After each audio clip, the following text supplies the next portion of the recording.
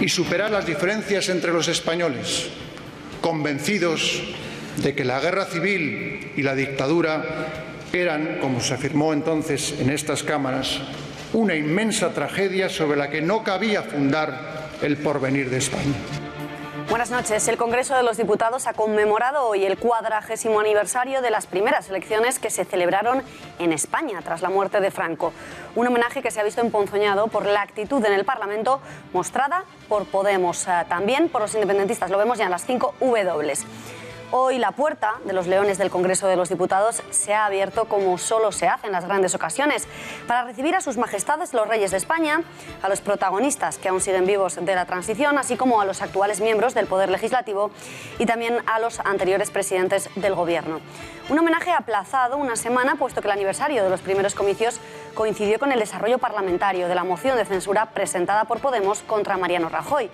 Y hoy los morados han vuelto a escenificar la ruptura que nunca han ocultado con el régimen surgido de la transición en 1978, desoyendo esa recomendación que han escuchado, la lanzada por el monarca, de no romper la convivencia entre españoles. Precisamente el rey, a él le han menospreciado desde Podemos, no aplaudiendo tras su discurso, como sí hacía la totalidad de la Cámara, a excepción de los nacionalistas y de algunos diputados del PSOE, capitaneados por Odón Elorza. En Podemos tampoco se han levantado ante los acordes del himno de España y se han negado a aplaudir a la mayoría de homenajeados por la presidenta de la Cámara, desde Felipe González a Miquel Roca o Martín Villa. Actitud opuesta a la que ha mostrado cuando ha salido a colación el nombre de Dolores Ibarruri, conocida como la Pasionaria. Ante ella sí que se han deshecho en elogios, en ovaciones, en aplausos.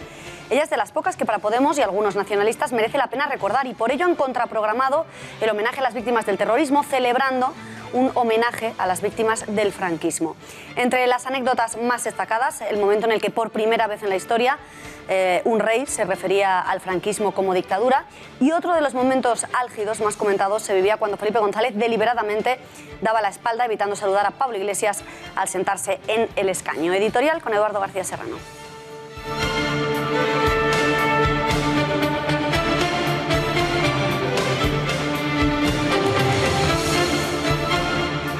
Buenas noches, Beatriz. La pompa y el protocolo de la conmemoración de las primeras elecciones tras la muerte del general Franco y el desarrollo institucional de la efeméride han servido para evidenciar en lo que nos hemos convertido, si es que ciertamente el Congreso de los Diputados es, como aseguran los profesionales de la política, una representación mimética del pueblo español.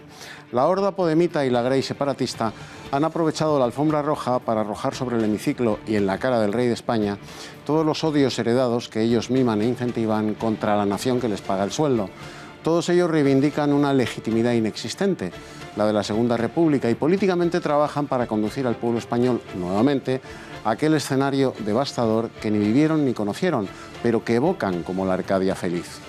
En esa negación de legitimidades ciertas, auténticas y constructivas ha caído también el rey de España, apelando al pasado que resucitó la monarquía borbónica con el término peyorativo de dictadura, que su padre, hoy ausente, tuvo la prudencia y la gratitud de no utilizar jamás, ni en público ni en privado.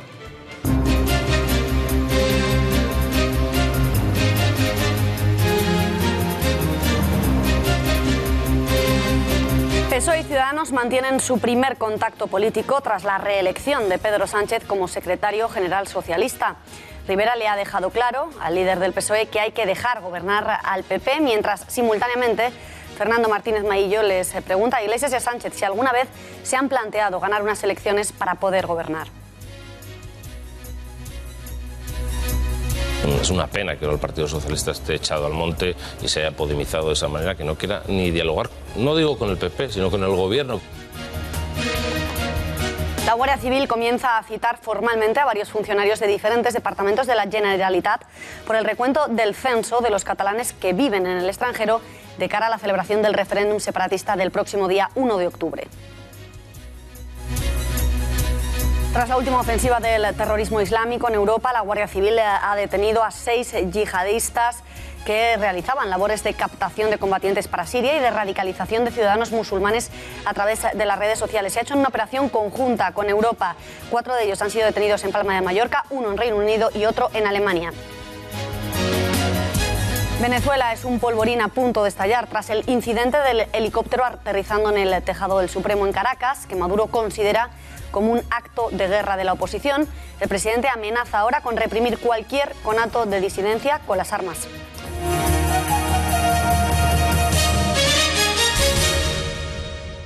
Garantizar la estabilidad política, el progreso social y económico, ni la convivencia en paz y libertad que los españoles anhelaban. Los españoles se oían, pero no se escuchaban. Se veían, pero no se miraban. Nadie en España debía volver a ser enemigo de nadie. La exclusión y la imposición, la intolerancia y la discordia debían ser sustituidas por la renuncia al dogmatismo, legalidad constitucional, como manifestación y decisión de la voluntad soberana del pueblo español, sin rencor, sin odio, para mirar al futuro y no al pasado. Derechos. Porque dentro de la ley es donde cobran vigencia los principios democráticos, donde se deben encauzar los antagonismos y resolver los desacuerdos y las diferencias mediante el diálogo. Ningún camino que se emprenda debe conducir a la ruptura de la convivencia. Han sido las palabras con las que Felipe VI ha advertido del peligro que se cierne sobre nuestra democracia 40 años después de las primeras elecciones. Unas declaraciones que han tenido lugar en el acto de homenaje a este aniversario. Sin embargo, y a pesar de la gravedad de la advertencia, no ha sido este el titular que más ha llamado la atención a los allí presentes. Por primera vez desde el final del franquismo, un rey de España se refería al anterior régimen como dictadura. Y superar las diferencias entre los españoles, convencidos de que la guerra civil y la dictadura eran, como se afirmó entonces en estas cámaras, una inmensa tragedia sobre la que no cabía fundar el porvenir de España. Esparza, ¿te sorprende que el monarca defina el franquismo como dictadura? ¿A qué crees que se debe el haber querido utilizar esa definición en contra de lo que venía haciendo durante estos 40 años su padre, el rey Juan Carlos? Muy buenas noches. Buenas noches, Beatriz. Bueno, es muy significativo. Puede parecer una simple cuestión de palabras, evidentemente lo de Franco fue una dictadura, pero es muy significativo por lo siguiente, porque significa una ruptura entre el actual titular de la corona y aquel que hizo posible que en España hubiera corona, que fue precisamente Franco. ¿Y por qué es significativo? Pues es significativo porque da la impresión de que entre todos nos están preparando una especie de segunda transición que ya rompa el cordón umbilical con la era de Franco, que es de donde realmente viene nuestro sistema democrático, para inventarse de otra manera. En fin, es un ejercicio que puede parecer legítimo, el problema es que será falso. Hay democracia hoy en España porque la gente del movimiento nacional dejó preparado aquello, porque hubo una ley de reforma política aprobada por las Cortes del franquismo y porque hubo una gente que había sido ministro, director general, lo que fuera, en la época de Franco, que pilotó el proceso y siguió en la vida política mucho tiempo después. La historia real es esa. Queremos inventarnos otra cosa, hacernos un cuéntame cómo pasó a gusto de la sensibilidad podemita. Bueno, pues cualquier cosa vale, pero ojo, será mentira. Y un sistema político que se edifica deliberadamente sobre una mentira probablemente tenga un recorrido bastante corto. Gracias, Esparza. Buenas noches. Don Felipe ha reivindicado el proyecto constitucional con el que los españoles acordaron caminar juntos hacia una afirmación de la unidad nacional que asume la diversidad territorial y reconoce el autogobierno de sus nacionalidades y regiones, dedicando un mensaje de gratitud, homenaje y admiración a su padre, al rey Juan Carlos, y a toda aquella generación que abrió el camino de nuestra democracia. Antes, la presidenta del Congreso, Ana Pastor, alababa la responsabilidad, el patriotismo y la enorme generosidad de los diputados de las Cortes Constituyentes nacidas de las elecciones de 1977, cuyo trabajo, alejado de siglas e ideologías, se volcó en el objetivo común de la democracia. Tenemos que reconocer su sentido de la responsabilidad, su patriotismo y la enorme generosidad que todos demostraron. Una generosidad que no supo de siglas ni de ideologías, sino que se volcó en la construcción del futuro. Quienes vieron en la política un instrumento para llevar a España a la reconciliación y al progreso son un espejo en el que hemos de mirarnos todos. Las elecciones de 1977, que hoy se conmemoraban en la Cámara Baja, conforman junto a la redacción y aprobación de la Constitución Española de 1978 el inicio y los dos hechos fundamentales de nuestra historia democrática reciente. Pero, ¿qué partidos se presentaron? ¿Tiene algo que ver el hemiciclo actual con el resultado que arrojaron las urnas ese 15 de junio? 40 años de historia en las siguientes imágenes. Tras la muerte de Franco el 20 de noviembre de 1975, España se encamina hacia la democracia. En septiembre de 1976, el gobierno de Suárez aprueba su proyecto de reforma política, que prepara el camino a las elecciones a Cortes de junio del año siguiente. 2 meses más tarde, la ley de reforma política obtiene el apoyo mayoritario de los españoles vía referéndum, con un respaldo del 94,2% de los electores. Una vez aprobada la ley, en febrero de 1977, desaparecen la mayoría de restricciones para la legalización de los partidos políticos, todos excepto el Partido Comunista, que se legalizará más tarde. Los mítines de las formaciones se convierten en algo habitual en las ciudades españolas, y a ellos acuden miles de ciudadanos que quieren conocer los distintos discursos políticos. Por fin, el 15J de hace 40 años, se produce uno de los episodios más recordados de nuestra historia reciente. 19 meses después de la muerte de Francisco Franco, 35 millones de votantes acuden a los colegios electorales. El resultado de las urnas dio como vencedora a la UCD de Adolfo Suárez, que lograba 165 diputados al Congreso. Le siguieron el PSOE de Felipe González con 118, el Partido Comunista de Santiago Carrillo con 20 y la Alianza Popular de Manuel Fraga con 16. Además, se produce la entrada de otros partidos minoritarios en el hemiciclo. Un hemiciclo en el que hoy precisamente las fuerzas actuales han rendido homenaje a quienes les precedieron. Una sesión solemne en las Cortes que ha dejado muchísimas reacciones de todo signo y de todo color. Conozcamos ya cómo han vivido los líderes de los principales partidos este homenaje. Siguiendo esa sesión ha estado toda la mañana nuestra compañera Laura Fernández Cañas. Laura, muy buenas noches. Buenas noches, Beatriz. Así es, hemos estado muy al pendiente de esta celebración y sobre todo del discurso del rey, que ha sido uno de los momentos principales de esta jornada. Sin duda ha traído cola y sobre todo tenemos reacciones de todos aquellos líderes de las formaciones más representativas. Entre ellos, Albert Rivera se alegraba de que el rey haya resaltado la diversidad de nuestro país. Él incluso, a título personal, como catalán, le agradecía que resaltase la importancia del equilibrio de tener la unión y la diversidad en el mismo plano, considerando las condiciones y la situación actual de nuestro país.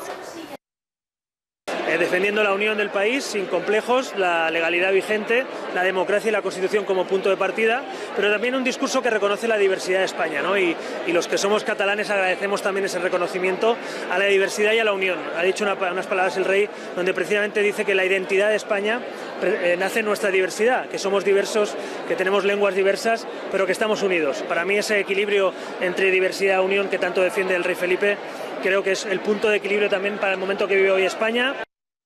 Desde el PSOE, Pedro Sánchez también felicitaba al rey por ese maravilloso discurso y resaltaba la importancia de reivindicar el inconformismo y el momento de transición que también estamos viviendo actualmente. También el secretario general del PSOE recordaba con cierta melancolía ese día en el que sus abuelos votaban con ilusión en las primeras elecciones de España. El discurso del rey lo ha resumido muy bien su última frase, una de las últimas frases, cuando ha dicho aquello que tenemos que reivindicar el inconformismo, que ni inmovilismo ni conformismo, y en consecuencia eso es lo que tenemos que hacer, los que estamos llamados a transformar nuestro país. Yo creo que en un día como hoy, en el 40 aniversario, a mí lo que me llega al corazón es el recuerdo emocionado de la generación de mis abuelos, que fueron a votar con alegría, con ilusión.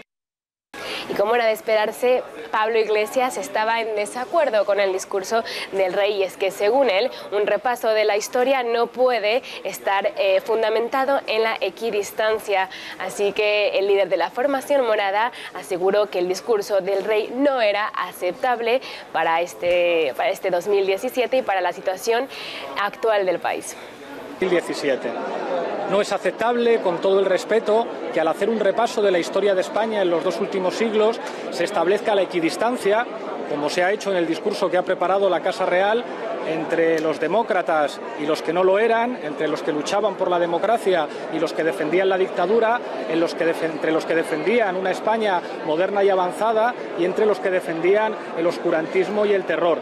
Esa equidistancia por parte del discurso que ha preparado la Casa Real y que ha leído el jefe del Estado nos parece inadecuada para 2017. Y a todo esto, ¿qué dicen en el Partido Popular? Bueno, pues su vicesecretario de Comunicación, Pablo Casado, ha criticado el afán divisorio, revisionista de Podemos de esa época de nuestra historia, de la transición. Son muchos los halagos que en estos 40 años hemos escuchado a medios de comunicación, a políticos, en cuanto se refieren a la transición, asegurando que se trató de un paradigma para el resto del mundo, un ejemplo de convivencia, de tolerancia, un modelo de superación. Y sin embargo otros opinan todo lo contrario, que el resultado de que en ese momento no se hicieran bien las cosas es lo que nos ha traído a encontrarnos ahora en una situación de inestabilidad inédita en la historia reciente. Vamos a tratar de analizar, con la ayuda de Javier Horcajo y de Kiko Méndez Monasterio, qué cosas buenas tuvo la transición y cuáles deberían haberse hecho de otra manera. Empezamos por Horcajo. Javier, ¿qué cosas buenas destacarías de ese periodo de nuestra historia? Buenas noches. Buenas noches, pues con luces y con sombras, con cosas que se han hecho mal, muy mal, redomadamente mal. El balance de los 40 años es enormemente positivo. Pregunten a las personas mayores cómo eran los hospitales, las carreteras, las universidades, las escuelas, todo en España hace 40 años, vean cómo es hoy y descubrirán que estamos en un modelo cohesionado socialmente, que tiene clases medias a pesar de todo, que tiene familias a pesar de todo, que los españoles hoy son mucho más ricos de lo que fueron a pesar del paro y que desde luego tienen un país mucho más cohesionado, donde es poco importante si uno vive en un pueblo de Andalucía o de Extremadura o si lo hace en un pueblo cerca de Madrid o de Barcelona. Eso no crean que pasa ni en Francia, ni en Italia, ni en muchos otros países europeos. Competimos en cohesión social con el Estado alemán. Eso es un logro. Nos ha costado mucho dinero, es verdad. Las autonomías han derrochado, es verdad, pero han hecho que vivir en el norte o vivir en el sur, vivir en el este o vivir en el este o en el oeste sea hoy mucho más igual en esta bendita España.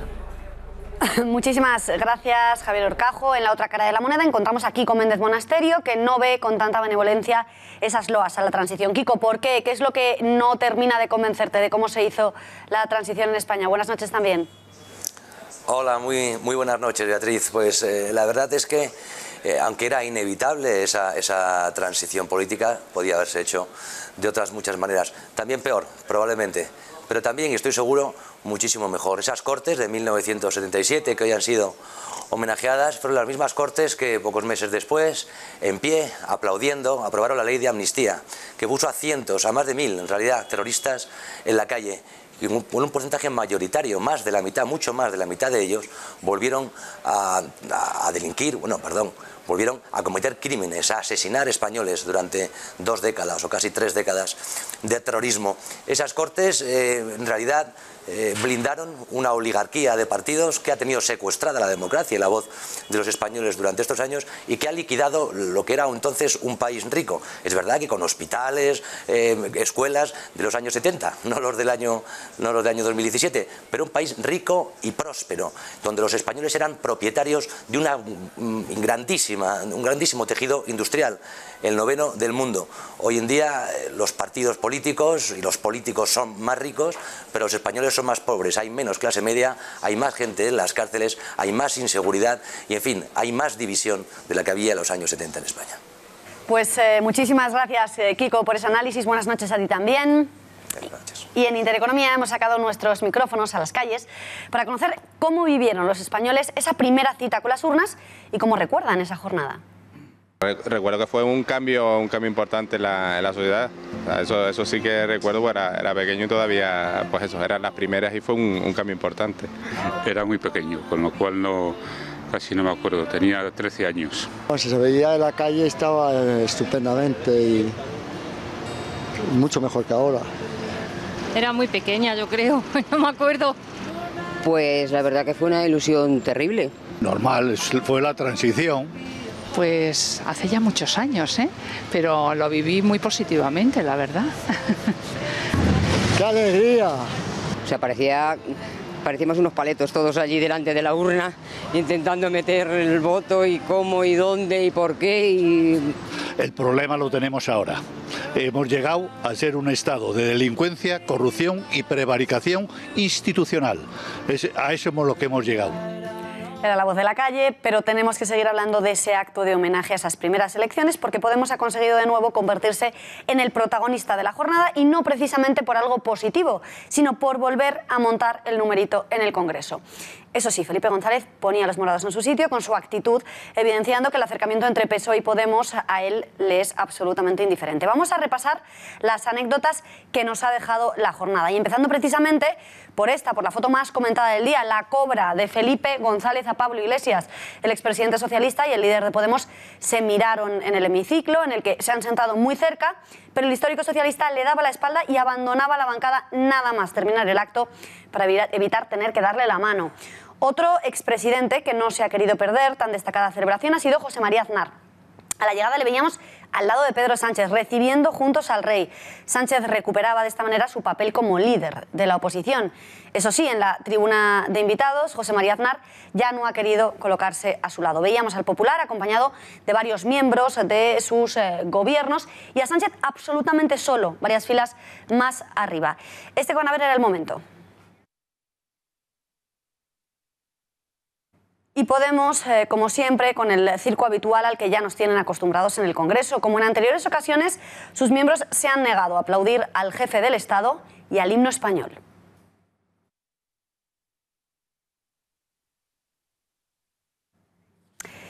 Y no solo eso, habían contraprogramado el acto principal con otro celebrado instantes antes para reivindicar a los luchadores contra el franquismo. Se empezó a construir en España un sistema político homologable en muchos aspectos, aunque no en todos, a las democracias occidentales y europeas que fueron el resultado de la victoria sobre el nazismo y el fascismo en la Segunda Guerra Mundial. Esa victoria del antifascismo nunca llegó a España y marcó nuestra diferencia en Europa. A partir de 1977, en nuestro país, se lograron muchos avances sociales y democráticos que hicieron de España un país mejor, pero se invisibilizó a las mujeres y hombres que más habían luchado por esos cambios y en muchos casos se primió a los que trataron de impedir la democracia. Y tampoco en Podemos han dejado de exhibir los símbolos a los que nos tienen ya más que acostumbrados. Hoy tocaban claveles rojos y camisetas de la Pasionaria para reivindicar la figura de tan célebre asesina. Los principios democráticos, ¿dónde están?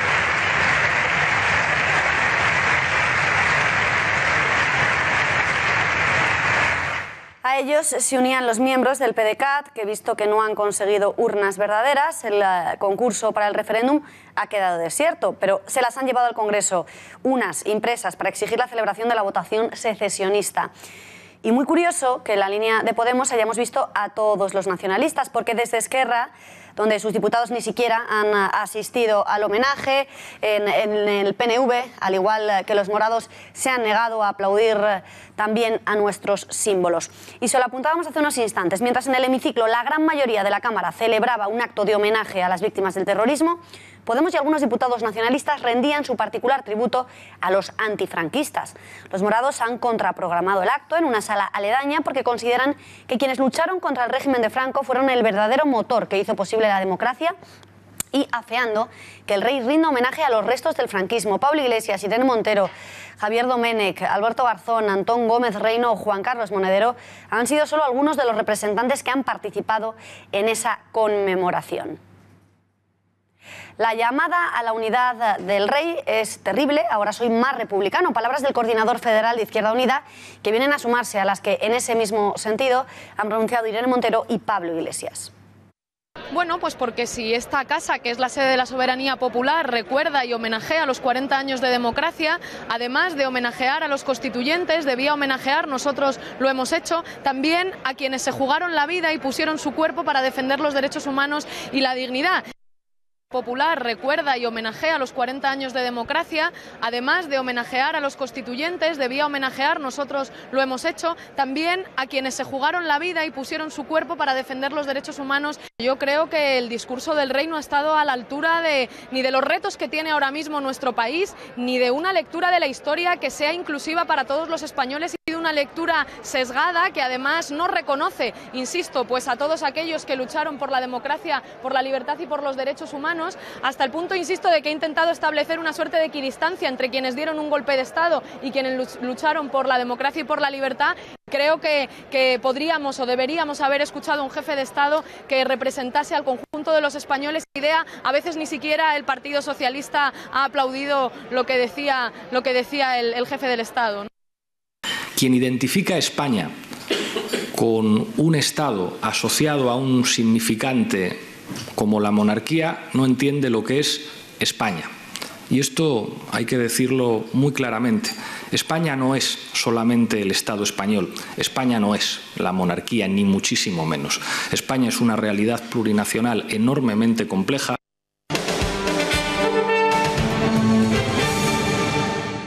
Ese es el espacio con el PSOE, creo que es un partido con el que nos hemos entendido en algunas comunidades autónomas, con el que intentamos llegar a un acuerdo de gobierno.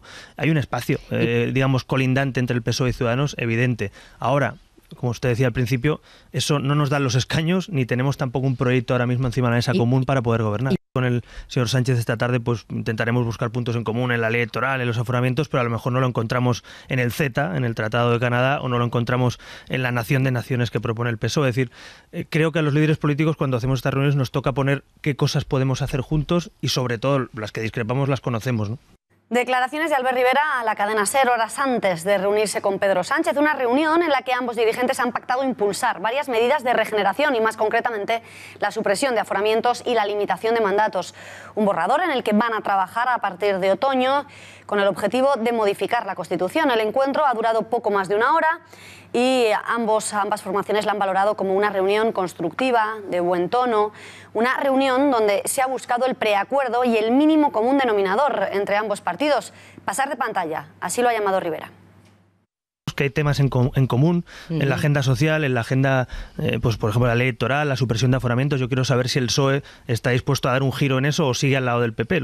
Y creo que hay un espacio, puede haber un espacio de entendimiento y estoy dispuesto a explorarlo. El espacio con el PSOE, creo que es un partido con el que nos hemos entendido en algunas comunidades autónomas, con el que intentamos llegar a un acuerdo de gobierno, digamos, colindante entre el PSOE y Ciudadanos, evidente. Ahora, como usted decía al principio, eso no nos da los escaños, ni tenemos tampoco un proyecto ahora mismo encima de la mesa común para poder gobernar. Creo que es evidente que la discrepancia en el caso de la corrupción es obvia, ¿no? Encontramos en la nación de naciones que propone el PSOE. Es decir, creo que a los líderes políticos cuando hacemos estas reuniones nos toca poner qué cosas podemos hacer juntos y sobre todo las que discrepamos las conocemos, ¿no? Creo que tenemos que ser conscientes, aunque duela, que la herida supura y hay que limpiarla, ¿no? Y España tiene una herida que se llama corrupción. Para el secretario general morado, Pablo Iglesias, la negativa de Rivera a sacar al PP del gobierno por haber sido el partido que ganó las elecciones es la prueba de que Ciudadanos y PP son dos caras de la misma moneda.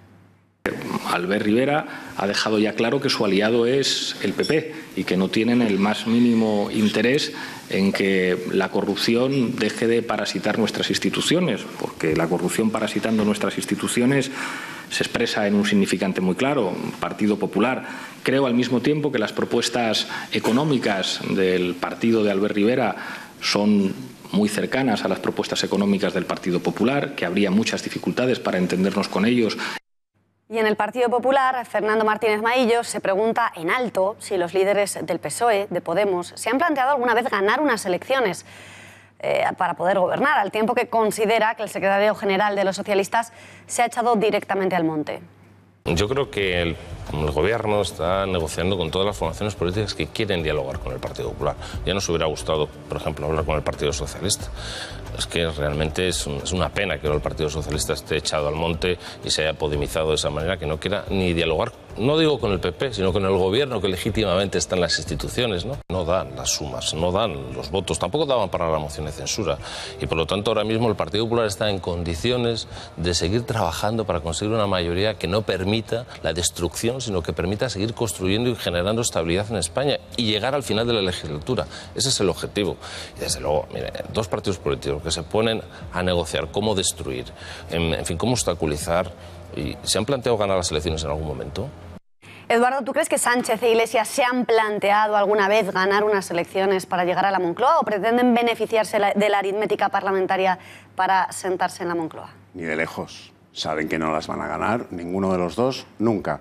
Como bien teorizó ese político nefasto, pero que como al porquero de Agamenón, cuando tiene la razón hay que dársela, Artur Mas, en España la aritmética parlamentaria sirve para corregir la voluntad popular.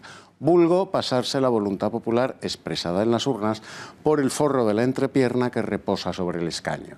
Esa aritmética parlamentaria vulnera además las parvularias reglas de las matemáticas, puesto que se atreve a sumar elementos que no son homogéneos, peras con manzanas y con patatas. O sea, los escaños surgidos de los votos de Podemos, del PSOE y de los separatistas, con la artera, embustera, trapacera y filibustera argumentación que afirma que la voluntad y la intención de los votantes de Podemos, del PSOE, de Bildu, de Esquerra Republicana, de la CUP y demás candidaturas es exactamente la misma. Apriorismo falso, pero muy útil para conformar alianzas o confederaciones de perdedores, de derrotados, de partidos y partidillos revolcados por la voluntad popular en las urnas para arrebatarle el gobierno a quien legítimamente ha ganado las elecciones, presentando además ese hurto, ese atraco, ese fraude político como una estrategia impecablemente democrática. Por eso la pregunta retórica que a todos ellos les ha hecho Fernández Maillo, de puro simple, es brillante. Oigan, ¿ustedes se han planteado alguna vez ganar las elecciones para llegar a gobernar? Pues gracias, Eduardo. La oposición en bloque ha reprobado hoy a los consejeros de Ahora Madrid, Carlos Sánchez Mato y Celia Mayer. El PSOE finalmente ha decidido apoyar la iniciativa del Partido Popular y de Ciudadanos tras la imputación de los dos ediles por un supuesto delito de malversación de caudales públicos y prevaricación. Un centenar de manifestantes se concentraban a la puerta de Cibeles para mostrar su apoyo a los imputados al grito de ello por Celia y Carlos Mato. Bueno, pues para conocer cómo ha transcurrido esa reprobación, conectamos en directo con nuestra redacción. Fátima García Manzano, ¿tú crees que Carmena cesará a sus dos consejeros tras la reprobación? Buenas noches.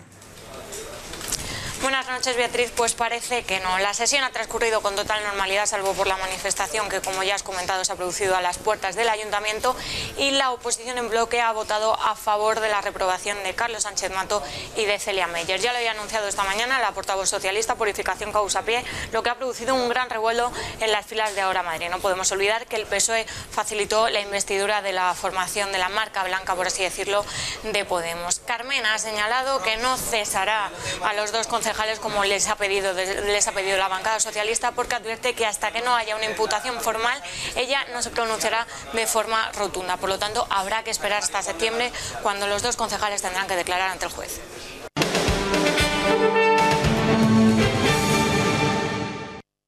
Hi posarem urnes, efectivament, hi posarem paperetes, però no els preocupin les urnes, els preocupi el contingut. Pues a pesar de la imposibilidad de licitar las urnas o las trabas judiciales con las que cada día tienen que lidiar los independentistas, estos insisten en garantizar su celebración.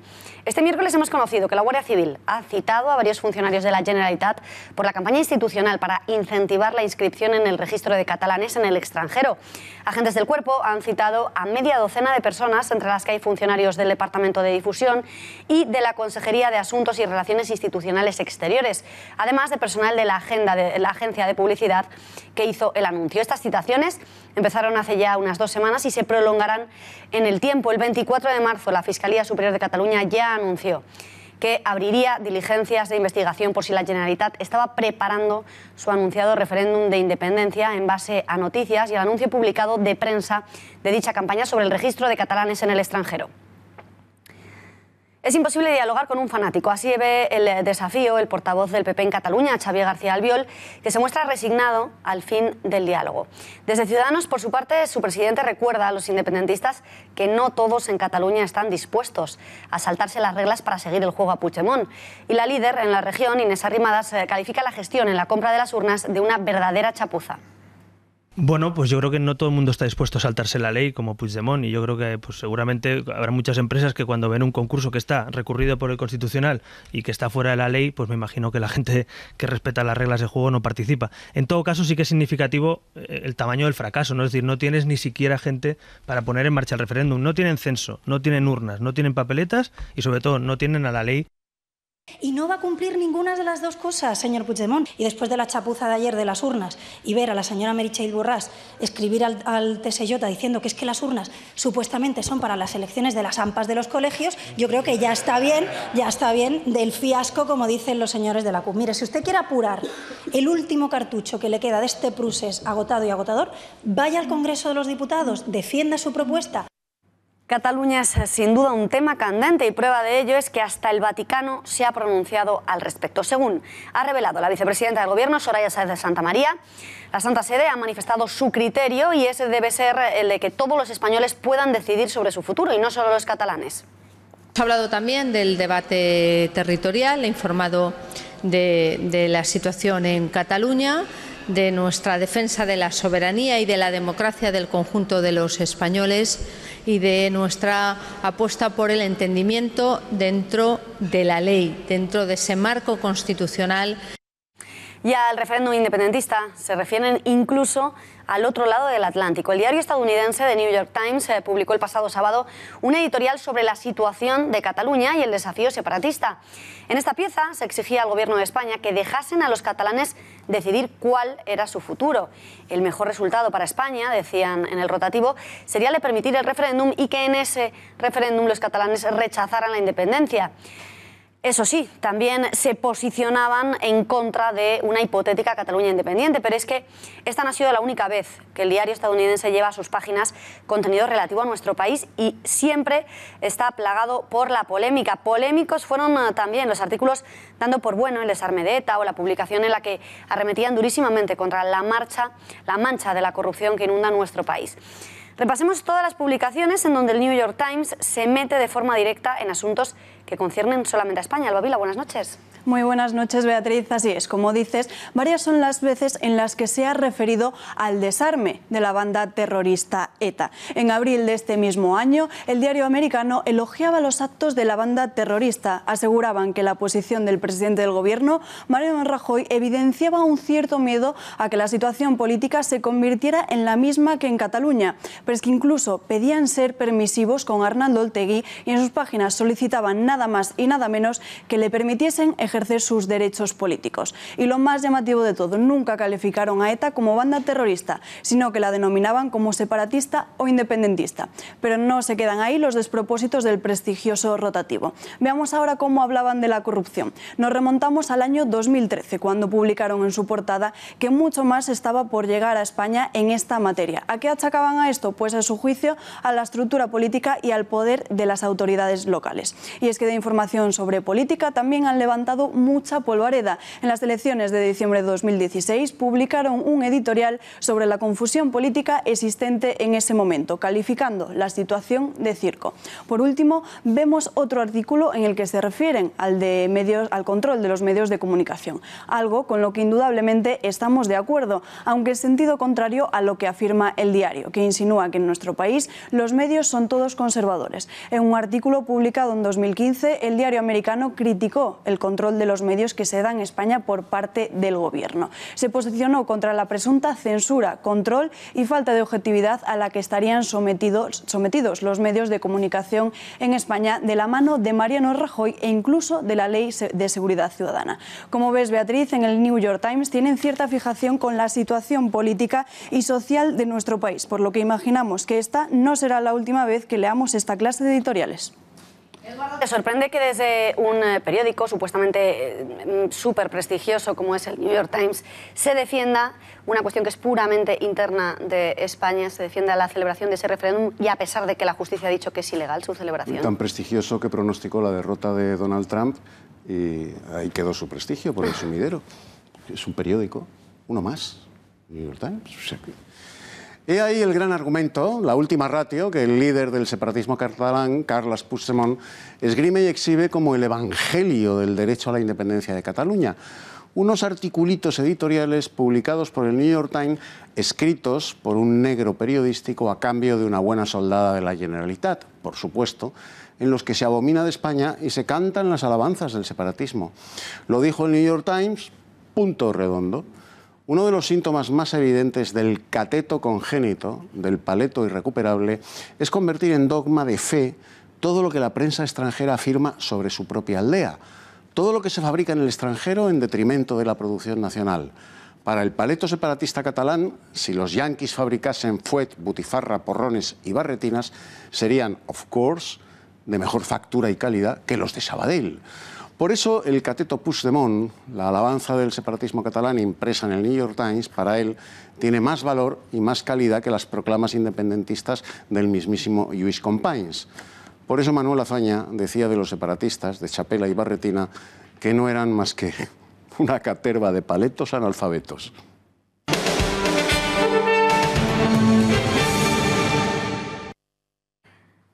Una operación conjunta en Europa ha permitido este miércoles la detención de 6 presuntos yihadistas adheridos al Estado Islámico. 4 de ellos en Palma de Mallorca, otro en Alemania y otro en el Reino Unido. Se trataba de un imán salafista, según ha confirmado el Ministerio del Interior. La célula tenía ramificaciones internacionales, elaboraba y difundía material audiovisual muy radical, además de organizar reuniones clandestinas semanales en las que se visionaban contenidos audiovisuales de gran carga radical para determinar la voluntad de jóvenes afines a su ideario y lograr que viajaran a zonas de conflicto. Los detenidos justificaban y enaltecían la yihad violenta, apoyando públicamente acciones suicidas similares a las realizadas en Europa y actuaban bajo un compromiso férreo a la organización terrorista del Estado Islámico. La investigación se inició en el año 2015 cuando fueron detectadas en una página web una serie de vídeos que mostraban el proceso de adoctrinamiento, captación y viaje a Siria de un joven musulmán residente en España. Es una operación que demuestra la cooperación policial internacional como elemento fundamental para ser capaces de derrotar al terrorismo, y prueba de ello es que hoy simultáneamente se han producido las detenciones y los registros, sin que todavía esté la operación cerrada, en Palma de Mallorca, en el Reino Unido y en Alemania, con un total de 6 detenidos. Nos vamos a la redacción de La Gaceta, hablamos con nuestro corresponsal, experto en terrorismo, Pepe García Saavedra. Pepe, y mientras las fuerzas de seguridad e inteligencia europeas trabajan para impedir que los terroristas puedan volver a perpetrar una masacre en territorio del viejo continente, en Suecia el gobierno está dando falsas identidades a los terroristas islamistas retornados al país. ¿Cómo es esto posible, Pepe? Así es, Beatriz, muy buenas noches. Parece una broma, pero no, es una noticia que ha publicado el diario sueco de Expressen. Denuncia que al menos 100 yihadistas de origen sueco que viajaron hasta Siria e Irak para unirse a las filas del Estado Islámico, una vez han retornado a Suecia, el gobierno les ha dado una identidad protegida.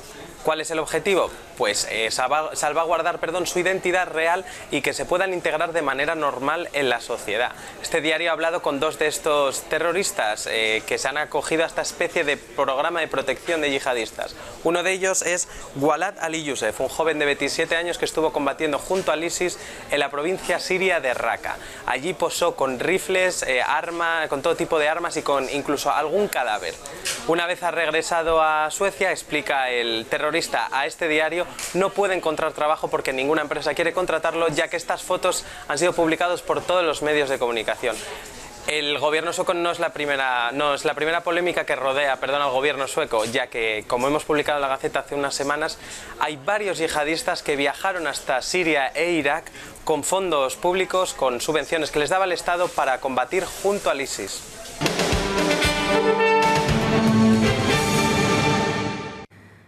Tiempo de mirar hacia Venezuela, donde un grupo de policías liderado por el inspector Óscar Pérez sobrevolaba el Tribunal Supremo y el Ministerio del Interior desde un helicóptero, mostrando una pancarta en la que podía leerse un mensaje por la libertad del país. Mientras se producía el sobrevuelo, se difundía a través de la cuenta de Instagram de Pérez un vídeo en el que se le observa leyendo un escrito y dando la cara, acompañado de otros 4 uniformados encapuchados, y en el que pide a los venezolanos ir a cada base militar del país. Asimismo, asegura que la madrugada de ayer se estaba realizando un despliegue aéreo y terrestre para devolver el poder al pueblo democrático y así poder cumplir y hacer cumplir las leyes para restablecer el orden constitucional.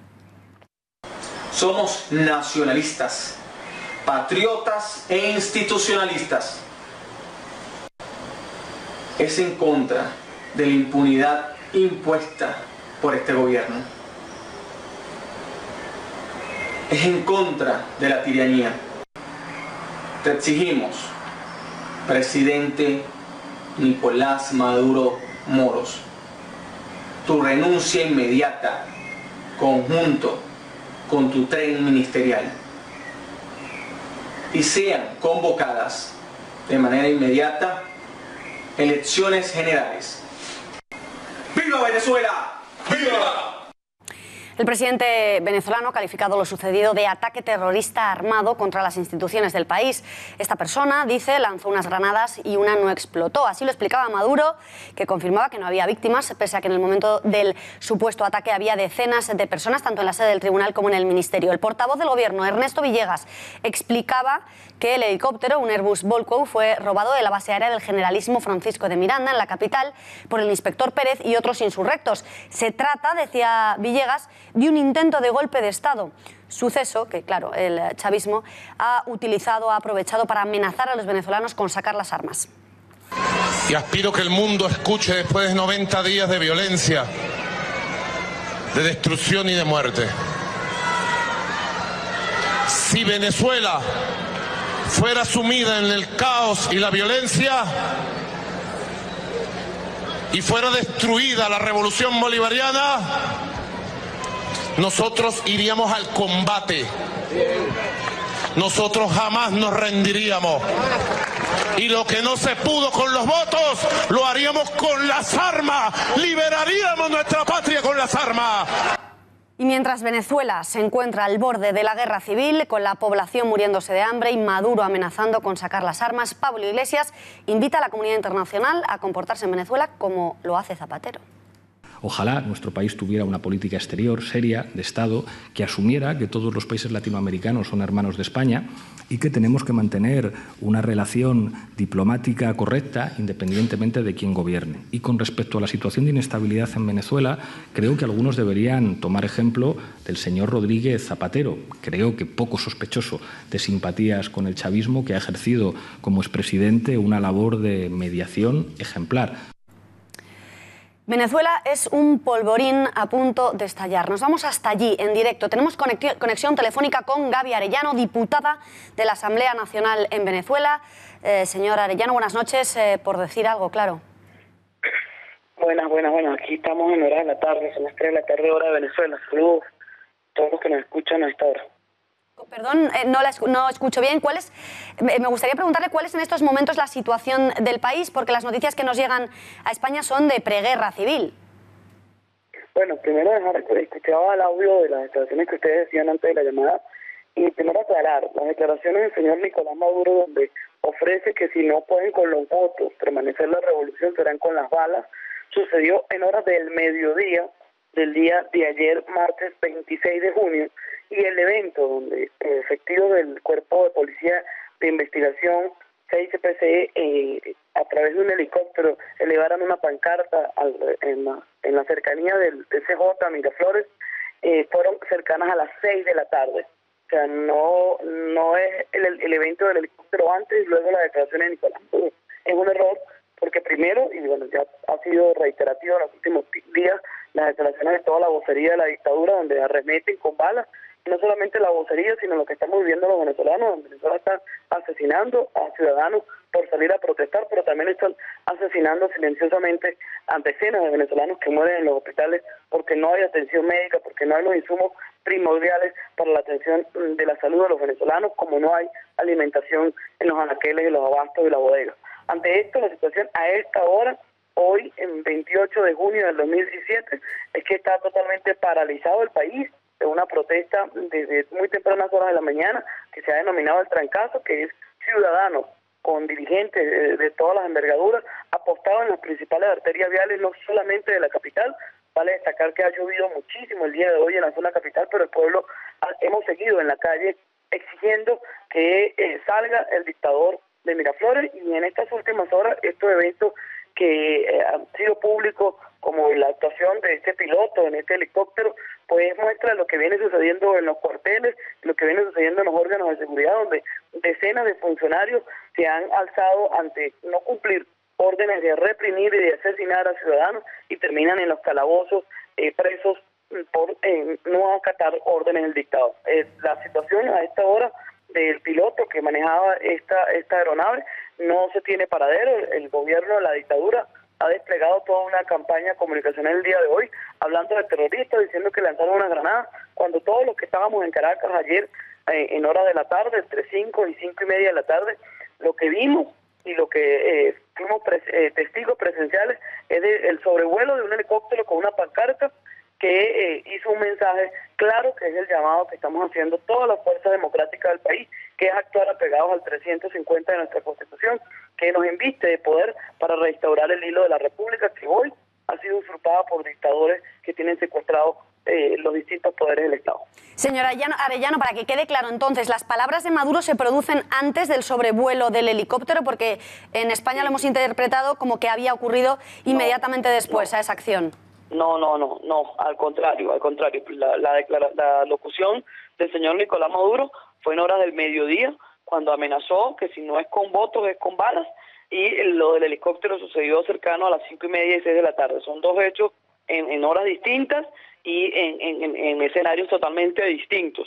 Vale destacar que nosotros hemos elevado y seguimos elevando. Hoy, además, también amanecemos con otra nueva sentencia de quienes están usurpando el poder en el Tribunal Supremo de Justicia, donde elimina las competencias de la Fiscal General de la República y del Ministerio Público, así como lo hiciese en el mes de marzo con la Asamblea Nacional. Es decir, todas las potestades que establece la Constitución hoy están en manos de la Sala Constitucional del Tribunal Supremo de Justicia, que evidentemente está vulnerando y violentando todo lo que está en nuestro marco jurídico, en nuestra Carta Magna. Es allí donde el pueblo sigue en la calle. Hoy estamos ya en el día 89 de resistencia, en esto que hemos denominado el trancazo, que son protestas de ciudadanos en distintas calles. Señora Arellanos, lamentablemente se nos está acabando el tiempo. Solo desearles que se arregle cuanto antes la situación en el país, que los venezolanos puedan volver a vivir, a disfrutar en libertad. La despedimos ya. Muchísimas gracias y buenas noches. Gracias a ustedes. Pues hasta aquí el informativo de esta noche, de este miércoles. Volvemos mañana, jueves, cita con la historia. Ahora, a continuación, ya lo saben, tienen una cita con José Javier Esparza en Tiempos Modernos. También con José Antonio Fusten. Gracias por nada. Y a las 10 de la noche, El Gato al Agua con Gonzalo Pons. Nos marchamos. Gracias y hasta mañana.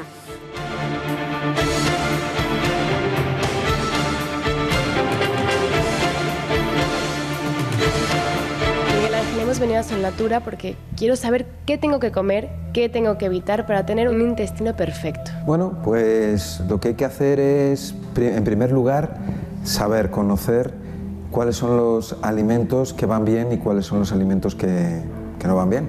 ¿Y cómo podemos hacer eso? Yo creo que, en primer lugar, desde el colegio. Lo que tenemos que hacer, nos tenemos que preocupar nosotros los mayores de poner una normativa, yo creo que es una legislación sobre educación para que los niños conozcan mejor su cuerpo y mejor los alimentos que realmente vienen bien y cuáles son los que vienen mal.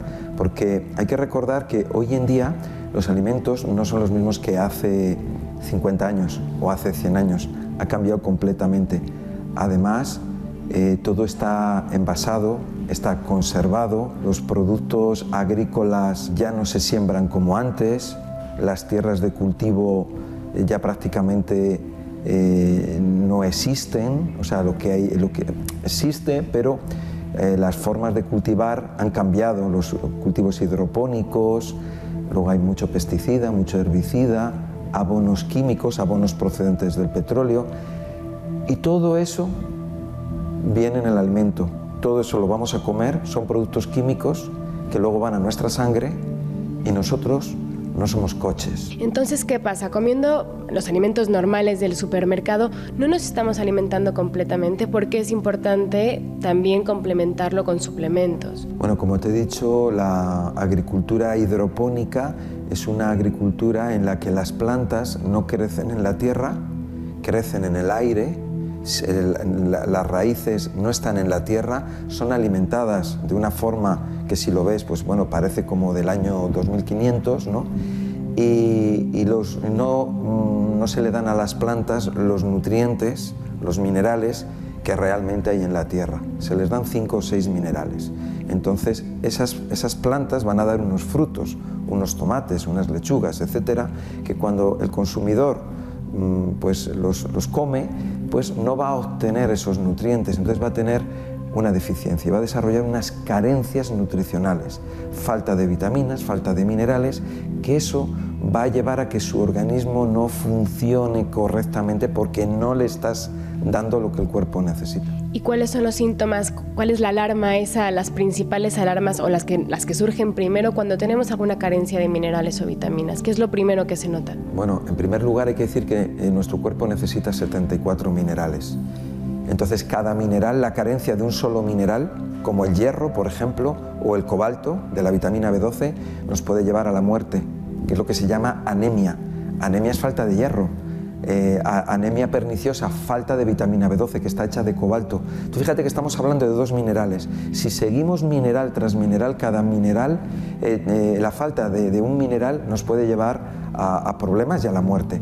Si una persona tiene anemia, sabemos que le faltan más minerales y sabemos que esa persona necesita complementar su alimentación con minerales. La falta de hierro es un problema intestinal. El intestino o la flora bacteriana no puede absorber el hierro de los alimentos para pasarlos a la sangre y para poder utilizarla, por ejemplo. Entonces, ¿qué síntomas puede haber? Pues ya te he dicho uno, solamente con el hierro, la anemia. Esa persona está debilitada, pero están debilitados, ¿qué está debilitado? Las células de todo su cuerpo, las hormonas de todo su cuerpo. Entonces, ¿qué es lo que va a pasar? Que, bueno, pues se puede estar más cansada, sus ojos también pueden estar más cansados, su cerebro, su sistema nervioso más cansado, sus músculos más cansados, la fabricación de glóbulos blancos, de glóbulos rojos, de plaquetas están más cansados, entonces no lo fabrica. ¿Ves? Etcétera, etcétera, etcétera. Estamos hablando solamente de un mineral, ¿no? O sea que todos, jóvenes, adultos, mayores, estamos a tiempo de cambiar nuestra dieta, de mejorarla y sobre todo de darle a nuestro intestino lo que necesita para que funcione todo en equilibrio. Exacto, no hay que esperar a estar mal y estar muy mal y requete mal para venir a Sol Natura, porque las personas que vienen a Sol Natura son personas que ya han perdido la esperanza, no saben qué hacer. Entonces no hay que llegar a ese momento. Nosotros nos tenemos que cuidar antes. O sea, 3,5 millones de personas con osteoporosis en España, tomando queso y calcio a punta pala.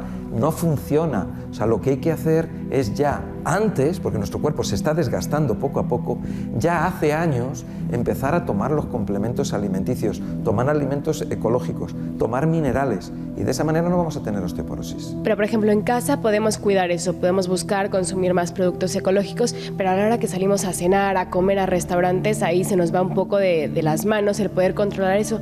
¿Qué alimentos suelen ser los que están más afectados por todo este tipo de venenos? En general todo, en general todo.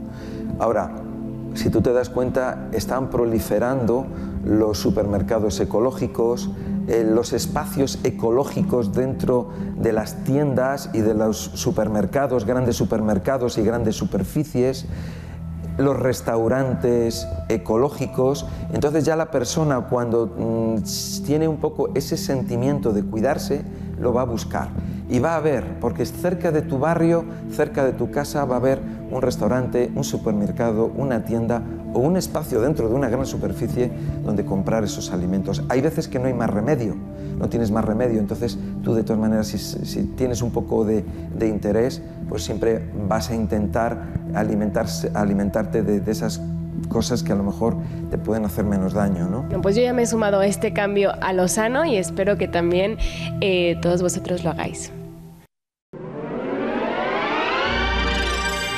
Volvemos en un minuto. Sol Natura es un centro de naturopatía, alimentación saludable y complementos alimenticios. Su misión es la de ayudar a las personas a obtener calidad de vida a través de pautas de alimentación correctas y complementos alimenticios de máxima calidad.